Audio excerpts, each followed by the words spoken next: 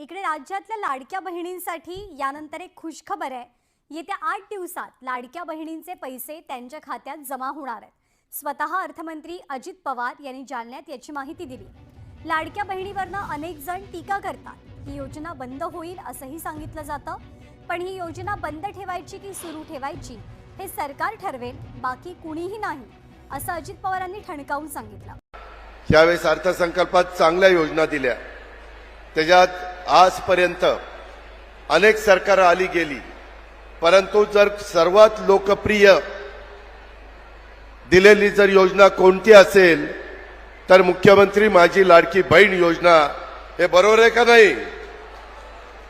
मला एका गोष्टीचं समाधान आहे, राज्यात फिरत असताना आम्ही सगळेच जण महिला इतक्या उत्साहाने येतात, चेहऱ्यावर आनंद ओसंडून वाहत असतो, त्यांचा हसू चेहऱ्यावर दिसत असतं।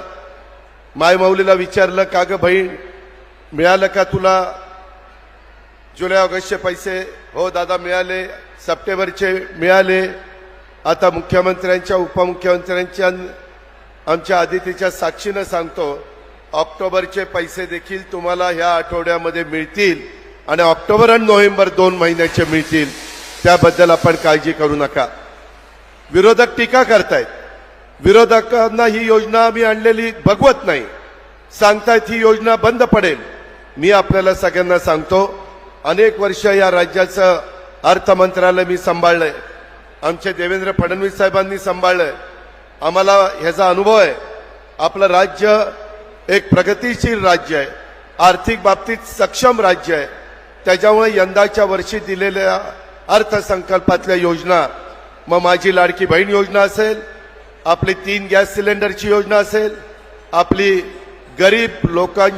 गरिबांच्या मुलींना शिक्षण मोफत देण्याची योजना असेल, ह्या ज्या योजना दिलेल्या आहेत ह्या योजना चालू राहणार आहेत। पुन्हा माझ्या मायमाऊलींना सर्वांना आवाहन करतो की तुम्हाला आता मिळालंय का, त्यांनी हात वर करा। का मुख्यमंत्री महोदय, आपण सगळ्यांनी मिळून एवढ्या खाली घ्या। आता तर आम्ही सगळ्या भावांनी तुम्हाला रक्षाबंधनाची ओवाळणी टाकली, परंतु ह्या 8-10 दिवसात जे पैसे मिळतील ते तुम्हाला भाऊबीजेची ओवाळणी आमच्या महायुतीच्या सरकारकडनं आम्ही देतोय। एवढीच खुणगाठ मनाशी बाळगा आणि आम्हाला कधी विसरू नका, हीच आग्रहाची नम्रतेची कळकळीची विनंती करतो।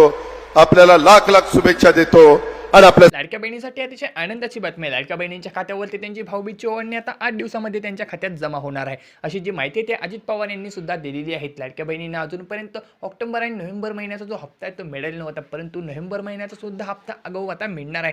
2 महिन्यांचे हप्ते एकत्रितरित्या मिळणार आहे, म्हणजेच ही लाडक्या बहिणींसाठी भाऊबीजेची ओवाळणी असणार आहे। भाऊबीज झाली तरी सुद्धा लाडक्या बहिणींना हा हप्ता दिला जाणार, अशी सुद्धा माहिती त्यांनी सांगितली आहे। आणि ज्या बहिणींनी केवायसी केली नव्हती त्यांच्यासाठी कुठलाही प्रॉब्लेम नाही, कारण आता केवायसी सध्या बंद झाली आहे। जोपर्यंत निवडणुका संपणार नाही तोपर्यंत जी केवायसी आहे ती आता सध्या बंद राहणार आहे, किंवा निवडणूक झाल्यानंतर केवायसीची प्रक्रिया पुन्हा एकदा सुरू करण्यात येणार आहे, परंतु तोपर्यंत लाडक्या बहिणींना जो लाभ आहे तो सतत आता मिळणार आहे।